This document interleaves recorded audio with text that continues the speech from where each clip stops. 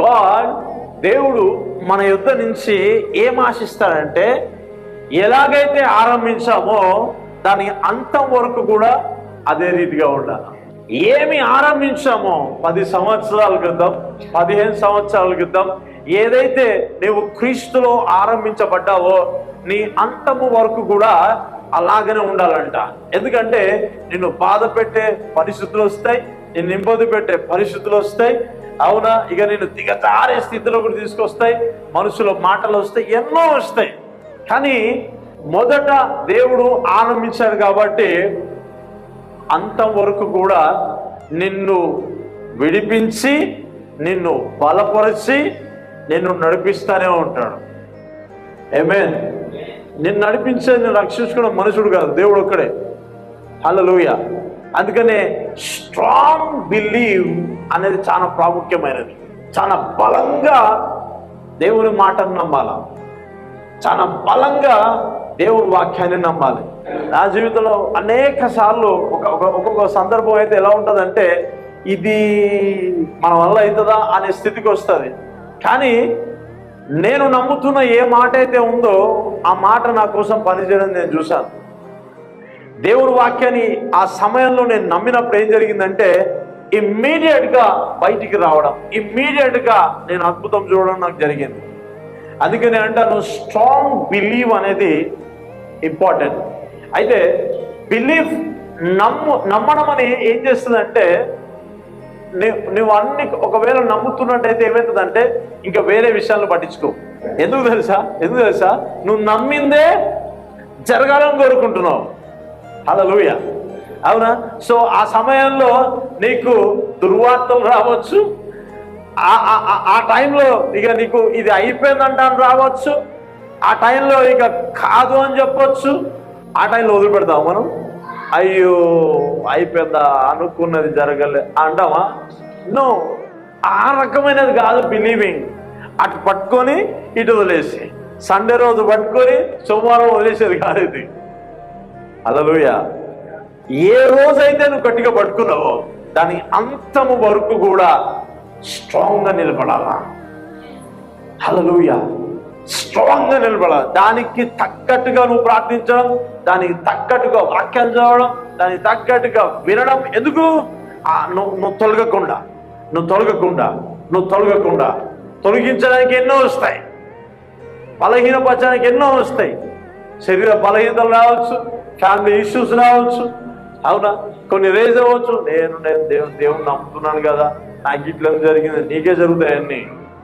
నీ నమ్మకాన్ని నిలబెట్టడానికే వస్తాయి అన్నీ, నీ విశ్వాసాన్ని పెంచడానికే వస్తాయి. హల్లెలూయా. నువ్వు ఆ సవాళ్ళను ఎదుర్కోవడానికే వస్తాయి. దేవునికి స్తోత్రం. దేవుడు తోడే ఉన్నాడు కదా, దేవుడు తోడే ఉంటేనే వస్తాయి అలాంటివి.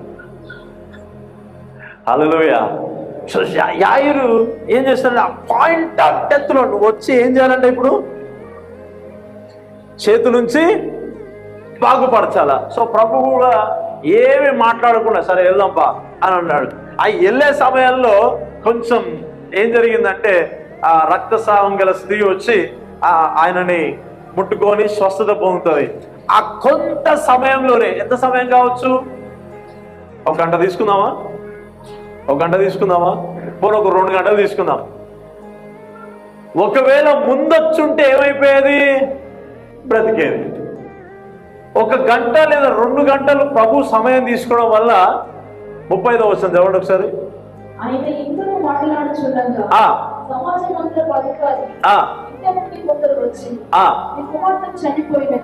ఈయన వచ్చింది ఎప్పుడు? లాస్ట్ స్టేజెస్ లో.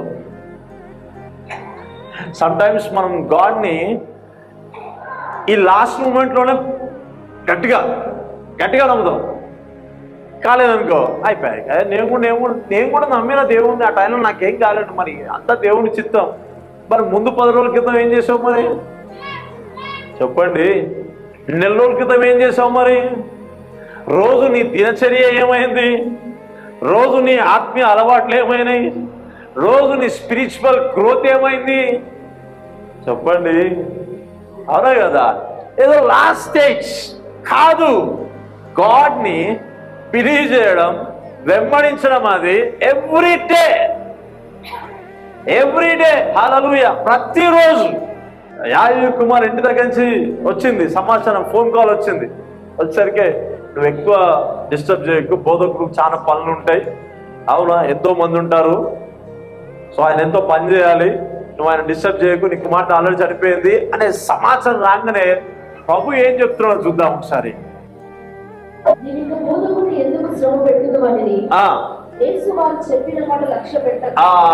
అర్థమైంది ఎవరికన్నా? ఎవరు అర్థమవుతుందా? వాళ్ళు వచ్చి చూపేసరికి యాయీరు యొక్క నమ్మకం ఏమైపోయింది చెప్పండి?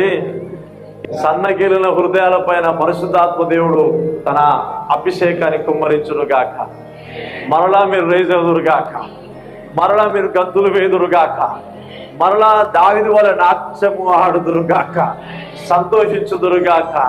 సన్నగిల్లిపోయిన ఆ సమయంలోనే ఆయన ఇట్లా యాయీరు వారి మాటలు ఇట్లా విని అయిపోయిందా అనే టైంలో ప్రభు ఇక్కడి నుంచి ఏమంటాడు తెలుసా? ఏమంటాడు వినండి.